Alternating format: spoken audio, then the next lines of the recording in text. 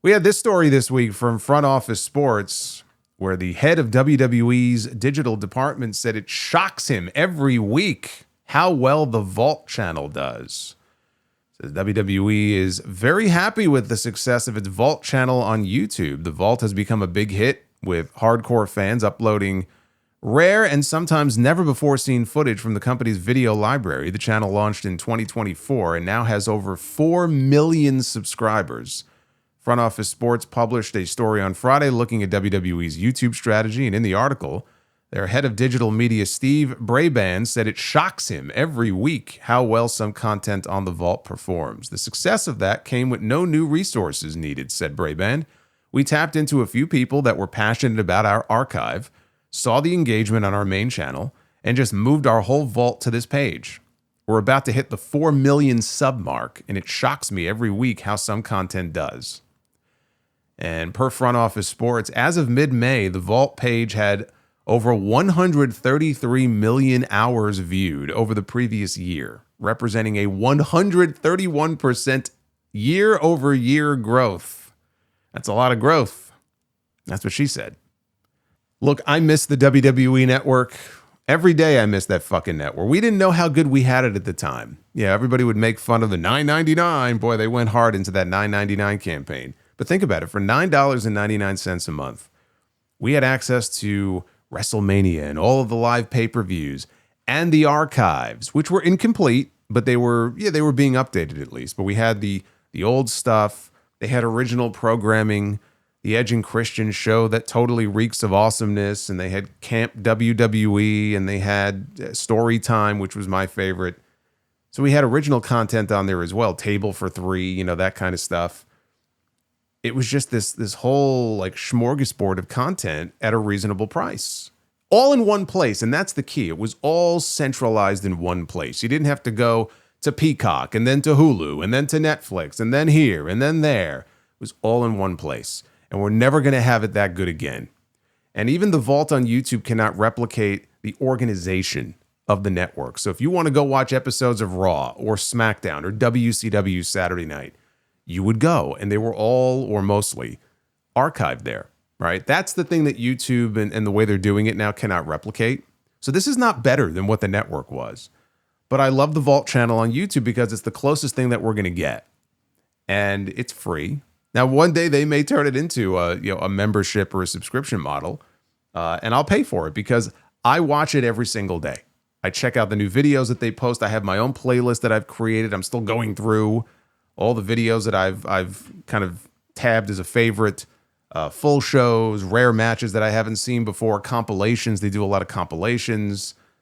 They have these marathons every week or a watch party. It's different subject matter. Right now it's like all 80s. Next week it might be the Attitude Era. Then it might be something completely different. I love the Vault. I love it. And I frequent it, every single day. And the key to the Vault, and this is where like their YouTube strategy, I could see why they're sort of leaning so heavily into it.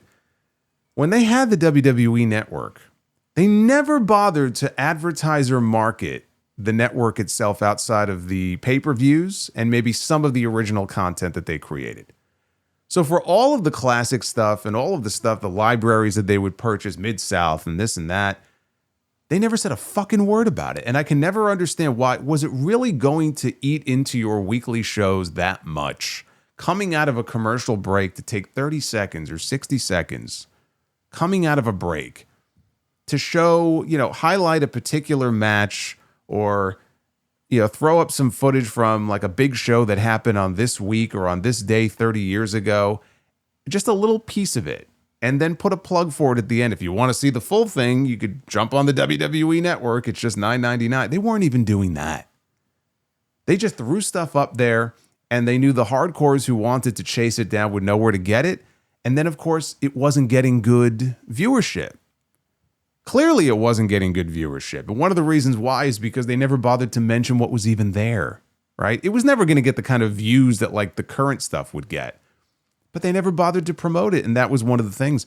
Whereas now, they could take a match, and they do this quite often. They could take a match, and you don't even have to go back 30 or 40 years. You could take a fucking Roman Reigns match from 2015, okay, when he was still the big dog.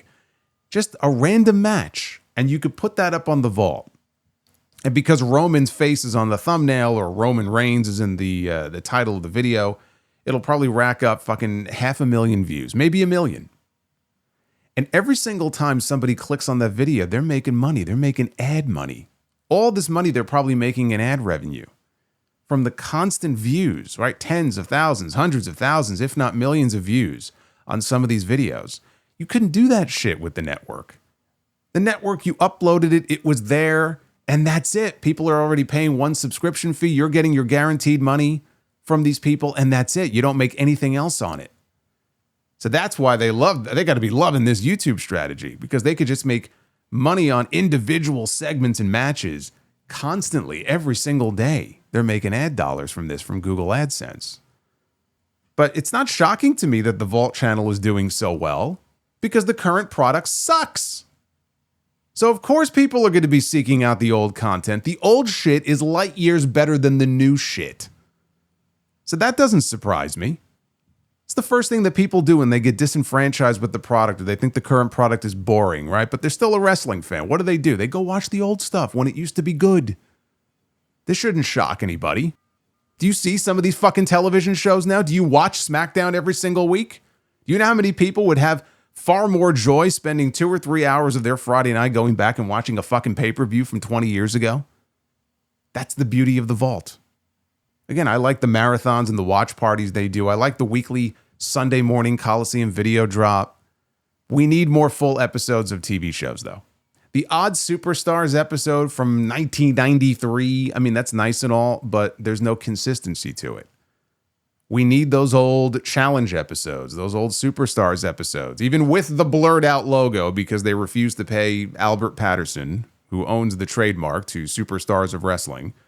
They could still post the episodes. Like the Raw Vault on Netflix is garbage, okay? Garbage.